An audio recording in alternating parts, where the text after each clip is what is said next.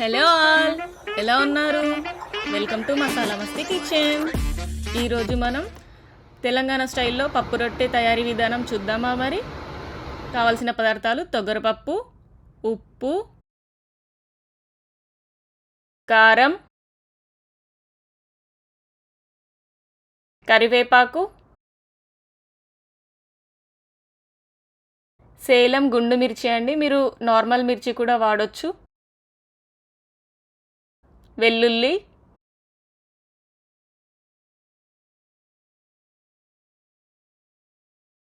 పసుపు, జీలకర్ర, ఆవాలు, ధనియాల పొడి,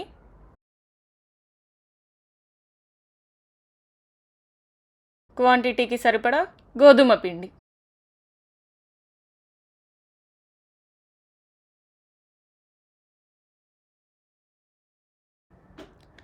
పప్పుని బాగా కడిగి కుక్కర్లో వేసి 3 విజిల్స్ వచ్చే వరకు ఉడికించుకోవాలి.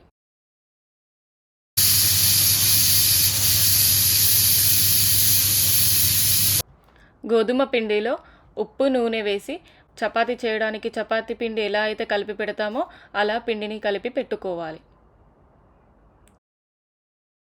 చపాతీ పిండిని మీకు ఎంత క్వాంటిటీలో కావాలో అంత కలిపి పెట్టుకోవచ్చు.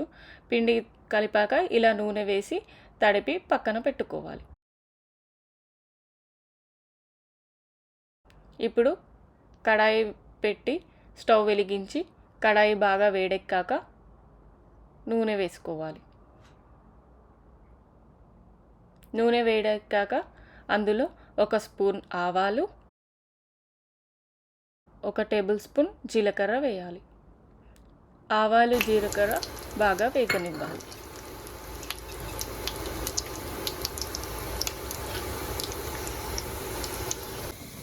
ఇది సేలం గుండు మిర్చి అండి. ఇది తమిళనాడులోని సేలం అనే ప్రాంతంలో పండిస్తారు. వీటిలో విటమిన్ సి అనేది అధికంగా ఉంటుంది. ఇవి జీర్ణక్రియ సమస్యలను తగ్గిస్తాయి. వెల్లుల్లిని మనం ముందుగా క్రష్ చేసి పెట్టుకోవాలి.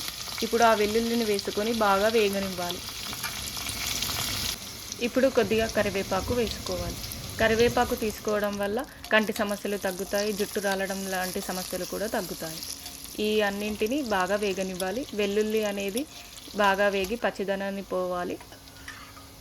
ఈ వెల్లుల్లి ఈ మిర్చికి బాగా అబ్జర్వ్ అవ్వడం వల్ల మనం ఈ మిర్చిని ఈజీగా తినగలుగుతాము. మనకి ఈ మిర్చి అనేది ఘాటుగా ఉండదు. ఇప్పుడు మనం ముందుగా ఉడకబెట్టి పెట్టుకున్న పప్పుని వేసి కలుపుకోవాలి. కొద్దిగా వాటర్ యాడ్ చేస్తూ కలుపుకోవాలి. పప్పు అనేది బాగా ఉడుకుబట్టాక కొద్దిగా పసుపు వేసి, కొద్దిగా ధనియాల పొడి,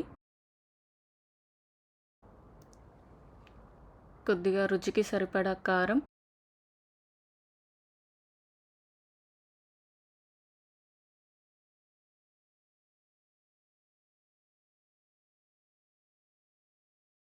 రుచికి సరిపడా ఉప్పు వేసి కలుపుకోవాలి.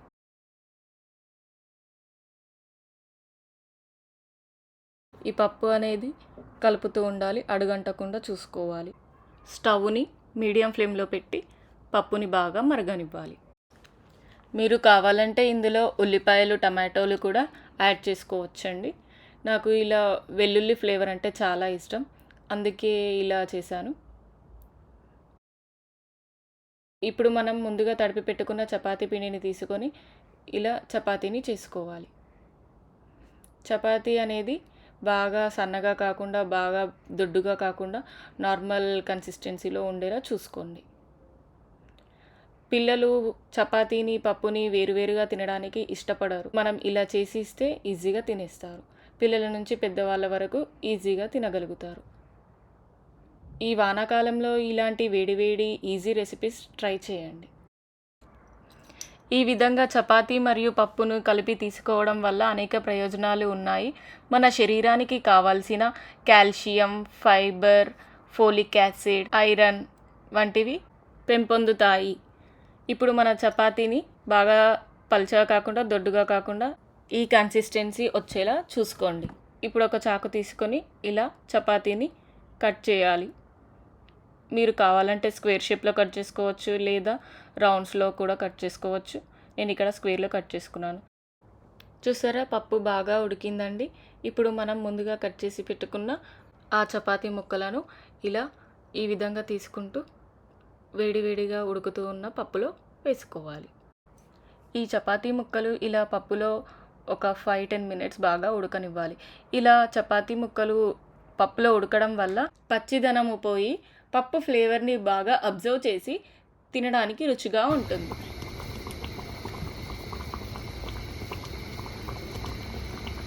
పప్పు ఉడుకుతూ ఉండగా అడుగు అంటకుండా చూసుకోవాలి. ఇప్పుడు మూత పెట్టి ఒక 2 నిమిషాలు పప్పుని బాగా మగ్గనివ్వాలి. 2 నిమిషాల తర్వాత సన్నగా తరిగిన కొత్తిమీర వేసి గార్నిష్ చేసుకోవాలి. అంతే, వేడివేడిగా ఎంతో రుచికరమైన పప్పు రొట్టె ready. Please like, share, subscribe.